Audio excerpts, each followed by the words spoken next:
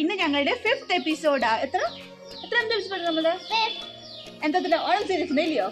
Yes, ഇത് ഞങ്ങളുടെ ഓണം സീരീസിന്റെ 5th എപ്പിസോഡാ. സോ ഇന്ന് ഞങ്ങൾ വന്നേക്കുന്നത് പിന്നെയും ഒരു പായസ റെസിപ്പിയുമായിട്ടാണ്. സോ ഇന്ന് ഞങ്ങൾ ഉണ്ടാക്കാൻ പോകുന്നത് ചെറുപയർ പായസമാ. നല്ല ടേസ്റ്റിയായ പായസമാ. അപ്പൊ എല്ലാരും ഇത് ട്രൈ ചെയ്ത് നോക്കണം. എല്ലാം ട്രൈ ചെയ്ത് നോക്കണല്ലോ. യെസ്, എല്ലാവരും ഇത് ട്രൈ ചെയ്ത് നോക്കുന്നേ. പിന്നെ ചാനൽ ആദ്യമായിട്ട് കാണുകയാണെങ്കിൽ സബ്സ്ക്രൈബ് ചെയ്യാൻ മറക്കല്ലേ. എന്താ ചെയ്യണ്ടേ?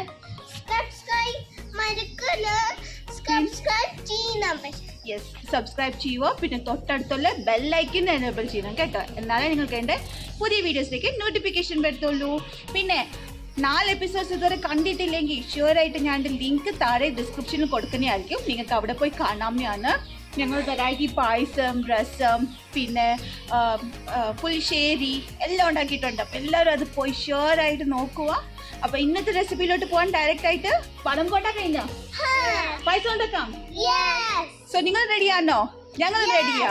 Come on, let's go.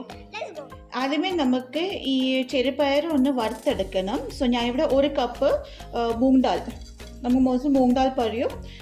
ഇത് ഗ്രീൻ കളറിൻ്റെ പയർ നമുക്ക് ഹാഫായിട്ട് മുറിച്ച് തൊലി കളഞ്ഞ് ചെറുപയർ. സോ അതാണ് നമുക്ക് എടുക്കേണ്ടത്. അത് നമുക്കൊന്ന് വറുത്തെടുക്കാവുന്നതാണ്.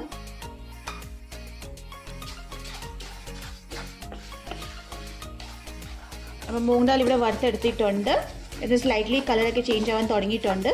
ഇത് കറക്റ്റ് ഇത്രയും മതി. നമുക്കിതൊന്ന് തണുക്കാൻ വേണ്ടിയിട്ട് മാറ്റി വെക്കാം. തണുത്ത് കഴിഞ്ഞിട്ട് നമുക്കിതൊന്ന് വാഷ് ചെയ്ത് എടുക്കാവുന്നതാണ്. ഞാൻ നേരത്തെ വറുത്ത് വെച്ചേക്കുന്ന ചെറുപയർ പരിപ്പ് അത് നല്ലോണം വാഷ് ചെയ്തിട്ടുണ്ട്. ഇതിന് നമുക്ക് വേവിച്ചെടുക്കണം. അതിന് വേണ്ടി നമുക്കൊരു കുക്കറിൽ ആദ്യമേ ഇതൊന്ന് വേവിച്ചെടുക്കാവുന്നതാണ്.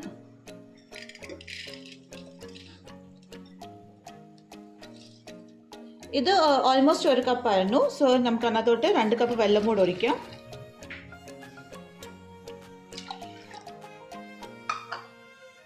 ഇത് നമുക്ക് വേവിച്ചെടുക്കാവുന്നതാണ്. ഒരു 2 വിസിൽ കൊടുത്താൽ മതി. ഒത്തിരി അങ്ങ് വെന്ത് പോവല്.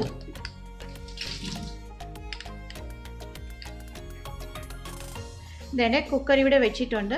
ഇതൊരു 2 വിസിൽ വരണം. അപ്പോൾ 2 വിസിൽ വരുന്നവരെ നമുക്കിതൊന്ന് വേവിച്ചെടുക്കാം. ഈ സമയം കൊണ്ട് നമുക്ക് ശർക്കര കൂടെ ഒന്ന് മെൽറ്റ് ചെയ്തെടുക്കാവുന്നതാണ്. ശർക്കര മെൽറ്റ് ചെയ്യാൻ വേണ്ടി ഞാനൊരു സോസ് പാൻ എടുത്തിട്ടുണ്ട്. അതിനകത്തോട്ട് ഒരു 250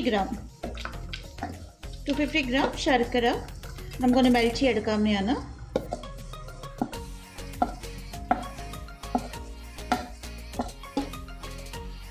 നമ്മൾ ശർക്കര മെൽറ്റ് ചെയ്യുമ്പോൾ ഒത്തിരി വെള്ളം ഒഴിക്കല്.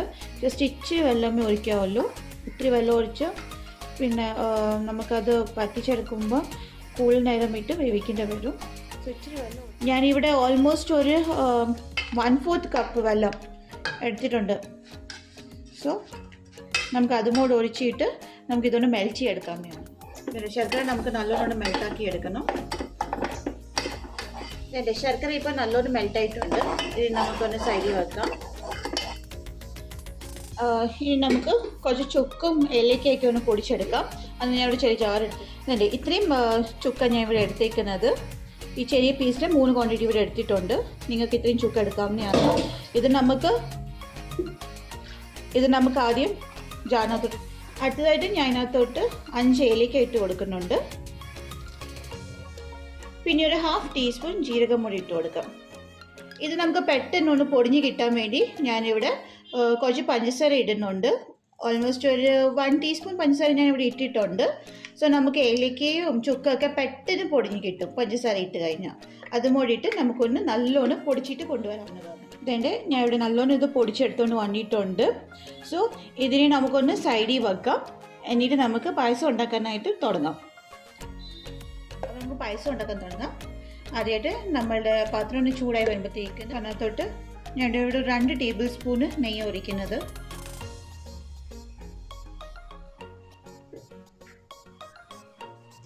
നെയ്യ് ഒന്ന് ചൂടായി വരുമ്പോഴത്തേക്കിന് നമുക്ക് നേരത്തെ വേവിച്ച് വെച്ചേക്കുന്ന ചെറുപയർ പരിപ്പ് ഇട്ട് കൊടുക്കാവുന്നതാണ്. അപ്പോൾ നമ്മൾ 2 കപ്പ് വെള്ളം ഇട്ട് കഴിഞ്ഞാൽ കറക്റ്റ് വേവ് നമുക്ക് കിട്ടും. കാണാമല്ലോ, ഒത്തിരി വെന്ത് പോകാനും പാടില്ല. ഇതിട്ടിട്ട് നമുക്ക് നെയ്യിൽ നല്ലോണം മിക്സാക്കി എടുക്കാം. പായസം എപ്പോഴും ഉണ്ടാക്കുമ്പോൾ നമ്മൾ ഫ്ലെയിം ലോ ആക്കി വെക്കണം.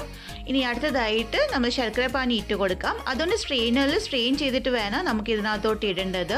ഇട്ട് കഴിഞ്ഞിട്ട് ഇത് നമുക്ക് നല്ലോണം മിക്സാക്കി എടുക്കേണ്ടതാണ്.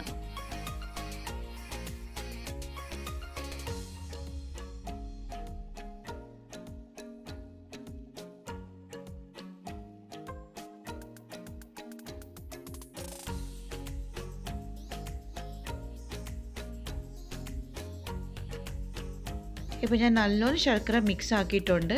ഇത് നമുക്ക് കുറച്ച് നേരം നല്ലോണം വേവിച്ചെടുക്കണം. നമ്മൾ ശർക്കരയും പരിപ്പൊക്കെ നല്ലോണം മിക്സായി കുറുകി വരണം. ഈ വെള്ളമൊക്കെ ഒന്ന് മാറി കുറച്ച് കുറുകി വരണം. അതുവരെ നമുക്കിത് വേവിച്ചെടുക്കാവുന്നതാണ്.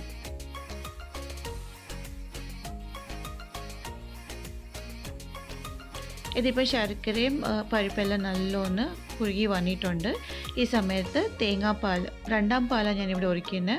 ഓൾമോസ്റ്റ് ഒരു 2 കപ്പ് ഇവിടെ എടുത്തിട്ടുണ്ട്. അത് നമുക്കിട്ട് നല്ലോണം മിക്സാക്കി എടുക്കാവുന്നതാണ്.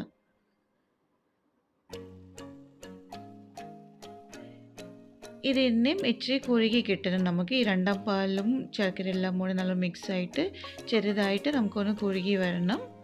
അതുവരെ നമുക്കിത് വേവിച്ചെടുക്കാവുന്നതാണ്. ഇപ്പം എൻ്റെ പായസം ഇച്ചിരി കുറുകി വന്നിട്ടുണ്ട്. ഈ സമയത്ത് നമുക്ക് ഒന്നാം പാൽ കൂടി ഇതിനകത്ത് ഇട്ട് കൊടുക്കാവുന്നതാണ്. ഒന്നാം പാൽ ഓൾമോസ്റ്റ് ഒരു 1.5 കപ്പ് ഞാൻ എടുത്തിട്ടുണ്ട്. അതും കൂടി ഇട്ടിട്ട് നമുക്ക് നല്ലോണം മിക്സ് ചെയ്തെടുക്കാവുന്നതാണ്. ഈ ഒന്നാം പാൽ ഇട്ട് കഴിഞ്ഞിട്ട് നമുക്ക് ഒത്തിരി വേവിക്കേണ്ട ആവശ്യമില്ല. ജസ്റ്റ് ഒന്ന് ചൂടായാൽ മാത്രം മതി. ഒത്തിരി വേവിച്ച് കഴിഞ്ഞാൽ അതിൻ്റെ ടേസ്റ്റ് അങ്ങ് മാറിപ്പോവും.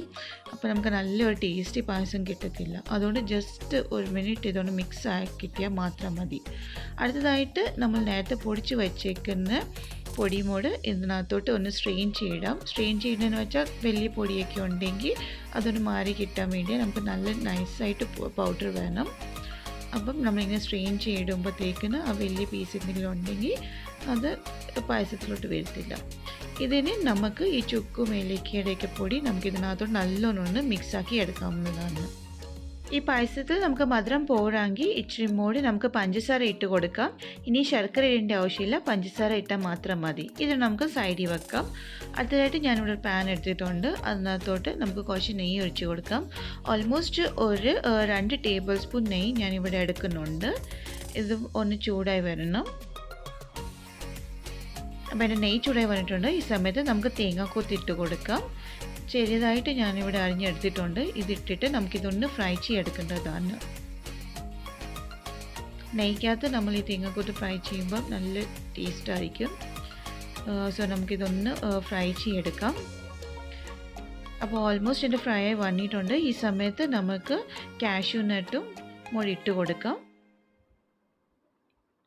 കാഷ്യൂ കൂടി നമുക്ക് നല്ലോണം ഫ്രൈ ചെയ്തെടുക്കണം.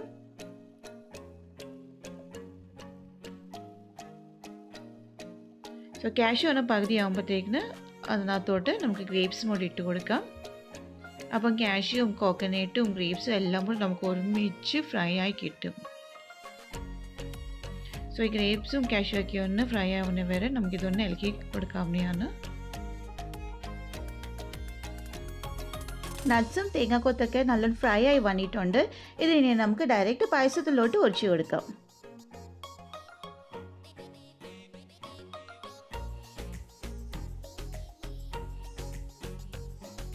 ഇതിനി നമുക്ക് നല്ലോണം ഈ പായസത്തിലോട്ട് മിക്സാക്കി എടുക്കാം.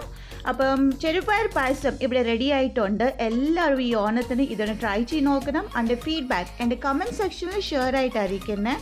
പിന്നെ നിങ്ങൾ ശർക്കര ഞാൻ ഇതിനകത്ത് പറഞ്ഞിരിക്കുന്നത് അത്രയും ക്വാണ്ടിറ്റി മാത്രമേ ഇടാവുള്ളൂ. ഇഫ് ശർക്കരയുടെ ക്വാണ്ടിറ്റി നമ്മൾ കൂടുതൽ എടുത്തു കഴിഞ്ഞാൽ ആ ഒരു ടേസ്റ്റ് ആയിരിക്കും നമുക്ക് മുമ്പോട്ട് വരുന്നത്.